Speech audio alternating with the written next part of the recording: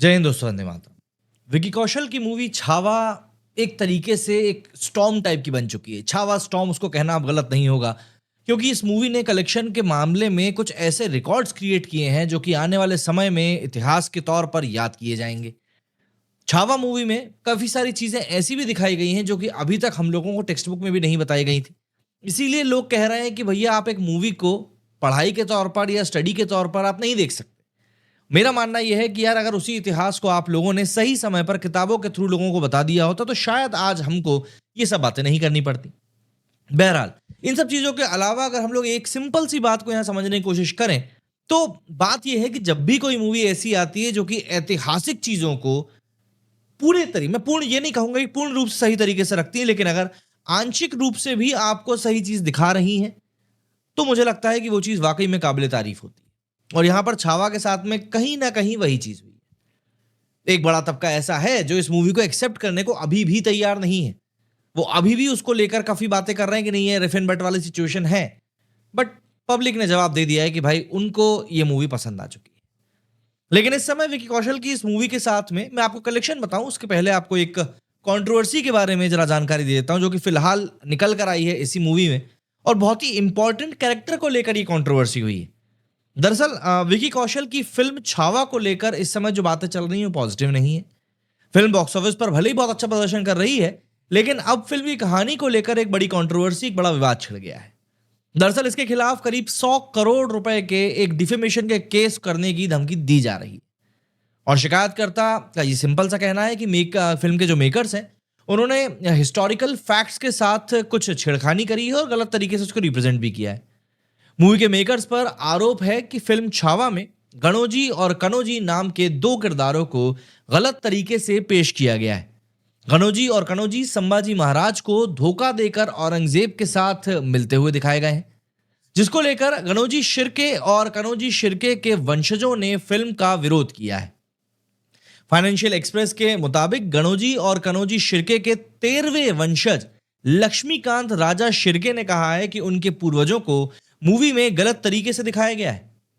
Film की कहानी पर शिर्के परिवार ने आपत्ति भी जताई है। उन्होंने कहा है कि उनके पूर्वजों को बिना वजह नेगेटिव किरदार के तौर पर दिखाया गया है। मीडिया रिपोर्ट्स के मुताबिक 20 फरवरी को शिर्के परिवार ने छावा के डायरेक्टर लक्ष्मण उतेकर को एक कानूनी नोटिस भेजकर मूवी के नैरेटिव को बदलकर इतिहास से जुड़ी गलतियों को हटाने की मांग करी है। साथ ही शिर्के परिवार ने मेकर्स के खिलाफ 100 करोड़ के मानहानि का केस करने की भी बात कही। मीडिया रिपोर्ट्स के मुताबिक डायरेक्टर लक्ष्मण उतेकर ने नोटिस मिलने के बाद शिर्के परिवार के जो वंशज हैं उनमें से जो एंसेस्टर्स हैं उनमें से एक भूषण शिर्के से मुलाकात करी। उन्होंने माफी मांगते हुए कहा कि हमने फिल्म में इतिहास से जुड़े तथ्यों का काफी ध्यान रखा है। गणोजी और कनोजी के गांव का नाम का जिक्र भी यहां पर नहीं किया गया है। डायरेक्टर ने कहा कि हमारा इरादा शिर्के परिवार को ठेस पहुंचाने का कहीं से कहीं तक नहीं था, लेकिन अगर फिल्म छावा से कोई भी परेशानी हुई है तो वे उसके लिए माफी चाहते हैं। बॉलीवुड हंगामा की रिपोर्ट के मुताबिक लक्ष्मण उतेकर के माफी मांगने के बाद भी शिर्के परिवार इस बात पर अड़ा हुआ है कि फिल्म में बदलाव किए जाने चाहिए। अगर ऐसा नहीं होता है तो वे राज्य भर में इसके खिलाफ प्रदर्शन कर सकते हैं।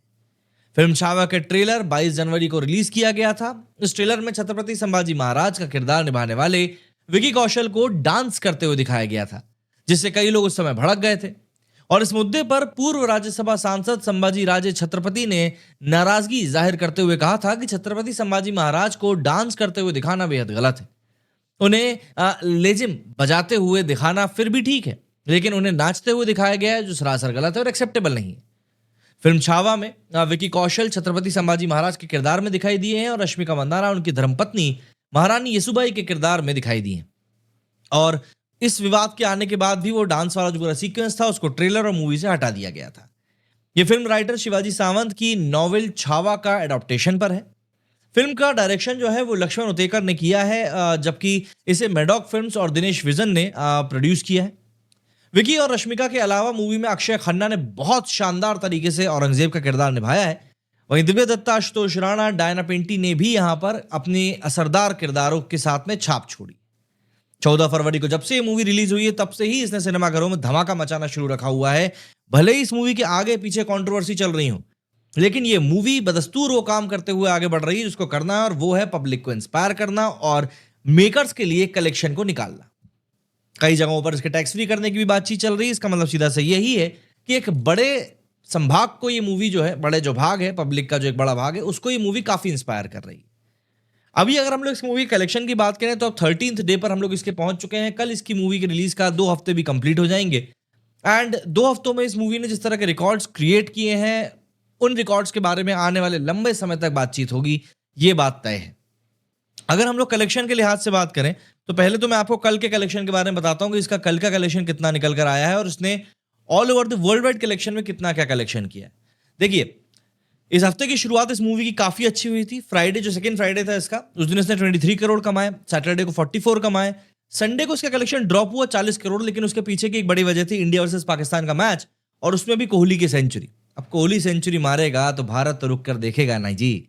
वही चीज हुई भी। संडे को इंडिया वर्सेस पाकिस्तान मैच का थोड़ा नुकसान इस मूवी को उठाना पड़ा, बट नेवरदलेस मूवी ने फिर भी रफ्तार पकड़ के रखी है। मंडे को इस मूवी ने बहुत ही शानदार 18 करोड़ रुपए का बिजनेस किया था, एंड ट्यूसडे को अगेन इस मूवी ने 18.5 सीआर का बिजनेस किया, जो कि ऑब्वियसली बात है, एक बहुत बढ़िया ही कलेक्शन था। इसी के साथ इस मूवी का जो नेट कलेक्शन था 12 दिनों का, वो 363 करोड़ रुपीस का हो चुका है। अगर मैं आपको इसके ग्रॉस कलेक्शन के बारे में बताऊं तो इंडिया ग्रॉस कलेक्शन इसका 400 करोड़ को पार कर गया है, 434 करोड़ रुपीस हो चुका है।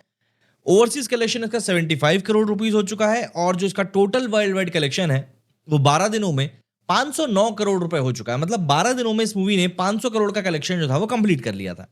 अब अगर मैं आज मतलब कि 13 डे के कलेक्शन की बात करूं तो अभी जिस पॉइंट पर बैठकर हम लोग ये वीडियो शूट कर रहे हैं, उस टाइम तक इस मूवी का कलेक्शन ऑलरेडी 18 करोड़ रुपीस हो चुका है। मतलब अभी जिस पॉइंट पर मैं वीडियो बना रहा हूं वहां से करीब 2-1 करोड़ का कलेक्शन, 3 करोड़ का कलेक्शन इस मूवी का अभी और हो सकता है ना। तो 18 करोड़ का कलेक्शन इसका ऑलरेडी हो चुका है, तो ऐसे में इसका नेट कलेक्शन जो है वो 381 करोड़ रुपीस पहुंच गया, और world wide collection near about 530 crore rupees पहुंच ही गया होगा आज का भी। अगर मैं आज की ऑक्यूपेंसी की बात करूं तो आज इसकी ऑक्यूपेंसी वर्किंग डे, सॉरी, आज महाशिवरात्रि की छुट्टी है, तो उसके हिसाब से इसकी जो कलेक्शन है वो ओके जा रही है। 34% की इसकी ऑक्यूपेंसी गई है, 25% मॉर्निंग शोज में ऑक्यूपेंसी गई, 40% आफ्टरनून में गई, एंड 36% की इवनिंग शोज में गई है। नाइट शोज में थोड़ी और बढ़ने की उम्मीद जताई जा रही है कि बढ़ सकती है।